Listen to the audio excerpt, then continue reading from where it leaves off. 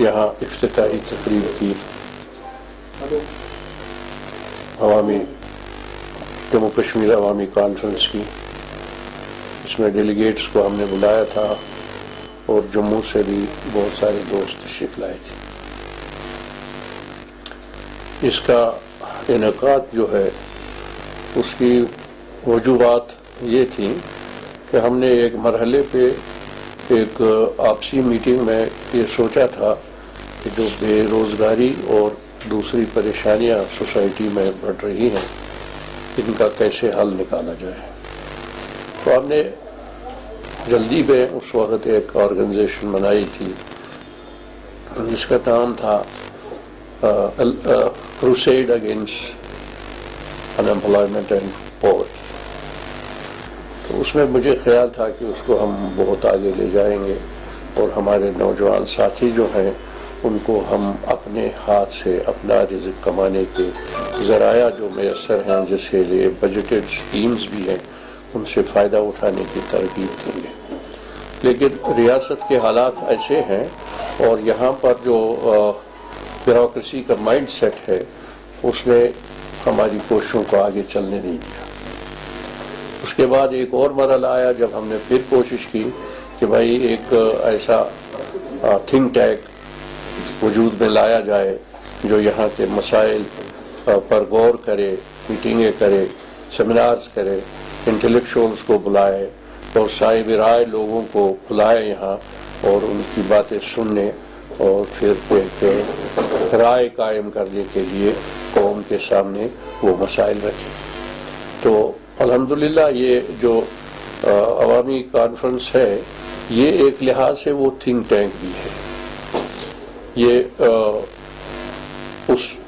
उस काम को ये आगे बढ़ाएगी और जो बाहमी मशावरत जो है सेमिनार्स हैं जिसमें बाहर से मुल्क से बाहर से भी और कश्मीर से भी साहिब राय लोगों को बुलाकर उनका मशवरा लिया जाएगा और उनके ख्यालात से महसूस कर देंगे हम अपने सुनने वालों को। तो उससे मुझे लगता है कि उससे ये सूरत निकल आएगी कि जो हमारे मसाइल बहुत बिगड़ चुके हैं और कुछ खौफ की वजह से, कुछ हालात की ख़राबी की वजह से, कुछ ऐसी सिचुएशंस की वजह से कि हम बोल भी नहीं सकते हैं, ये सारे मामलात और ज़्यादा बिगड़ रहे हैं। एक बदकिस्मती है हमारी। एक ज़माने में यहाँ एक जद्दोजहद शुरू हुई थी, हम उस वक्त बचपन में थे, तो उस वक्त नारा ये था कि आज़ादी तकरीर और तहरीर को बहाल कर दो। और मेरे ख्याल से आज़ादी तकरीर और तहरीर जो है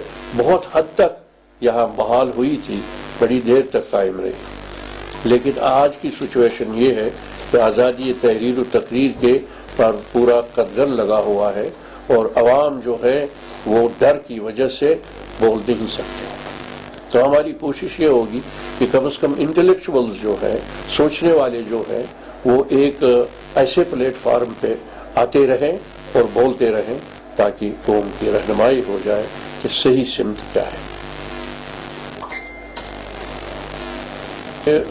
इलेक्शन वगैरह जो है वो जमहूरी निज़ाम का एक हिस्सा है और वो जमहूरी निज़ाम जो है वो इलेक्शन के बगैर चल नहीं पाएगा।